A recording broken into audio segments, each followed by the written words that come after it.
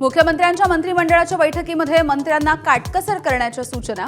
वाहन ताफा अर्ध्यावरती आणा, विमान हेलिकॉप्टरचा प्रवास टाळा, आठवड्यामधून एक दिवस सार्वजनिक वाहतूक वापरण्याच्या देखील सूचना।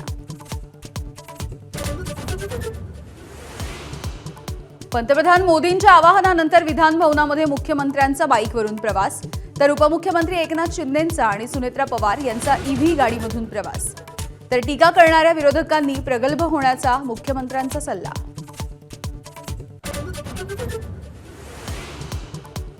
रुपाली चाकणकर यांची ईडी मार्फत चौकशी सुरू। मनी लॉन्ड्रिंगच्या प्रकरणी सकाळी 10:30 वाजल्यापासून रुपाली चाकणकर ईडीच्या कार्यालयात।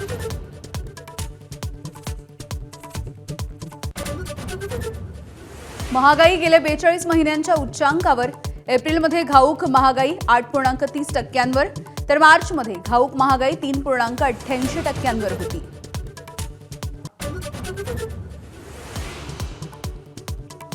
नसरापूर प्रकरणामधल्या आरोपीला न्यायालयीन कोठडी। 2 ते 3 दिवसांमध्ये पुणे ग्रामीण पोलीस दोषारोपपत्र दाखल करण्याची शक्यता।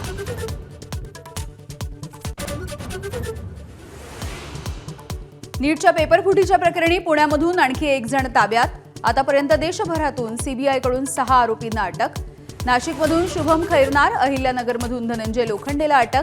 खैरनारच्या भावाला देखील चौकशी करून सोडलं।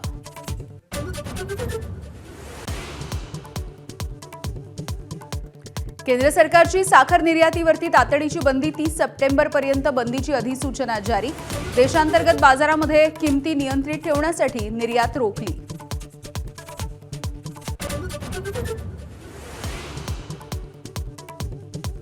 राहुल गांधींच्या परदेश दौऱ्यावरती भाजपचे आरोप। 22 वर्षांमध्ये 54 परदेश दौऱ्यावरती 60 कोटी रुपयांचा खर्च। राहुल गांधींना कुणाचं फंडिंग? भाजपच्या संबित पात्रांचा सवाल।